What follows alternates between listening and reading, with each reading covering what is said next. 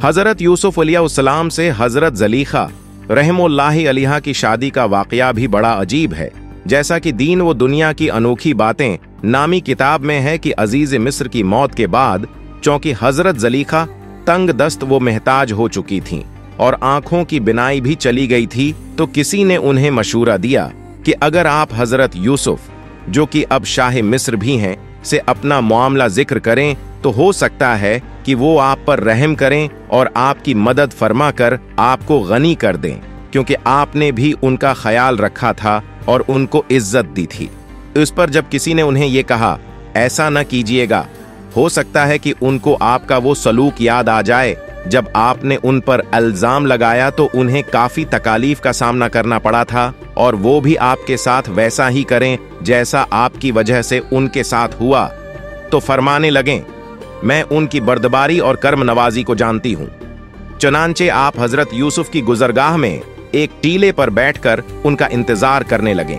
जब आप कौम के तकरीबन 1 लाख मुअज़्ज़ज़ लोगों और वजीरों मुशीरों के साथ निकले और बीबी ज़लीखा ने हजरत यूसुफ की खुशबू महसूस की, तो आप खड़ी हुए और आवाज दी, पाकी है उसके लिए जिसने मासियत के सबब बादशाह को गुलाम और इताअत के सबब गुलाम को बादशाह बना दिया। आपने पूछा, तुम कौन हो? अर्ज की, मैं वही हूं जो आपकी खिदमत खुद करती थी, आपके बालों में अपने हाथ से कंघी करती थी, आपके रहने की जगह की खुद सफाई करती थी।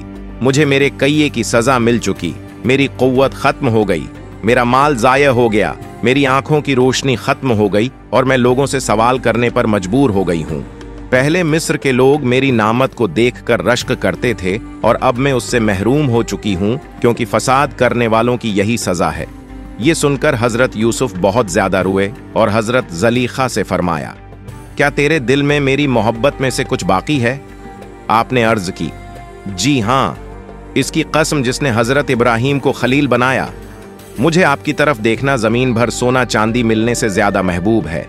आप वहां से चले गए और हजरत ज़लीखा की तरफ पैगाम भेजा, अगर तुम्हारी रजामंदी हो तो हम तुमसे निकाह कर लें, और अगर तुम शादीशुदा हो तो तुम्हें गनी कर दें। आपने हजरत यूसुफ के पैगाम लाने वाले से कहा, मैं जानती हूं कि वो मुझसे मजाक कर रहे हैं, क्योंकि मेरी जवानी और हुस्न जमाल के वक्त तो उन्होंने मेरी तरफ तौजा नहीं दी, और अब जबकि मैं बूढ़ी, अंधी और फकीर हूं तो वो मुझे कैसे कबूल कर सकते हैं।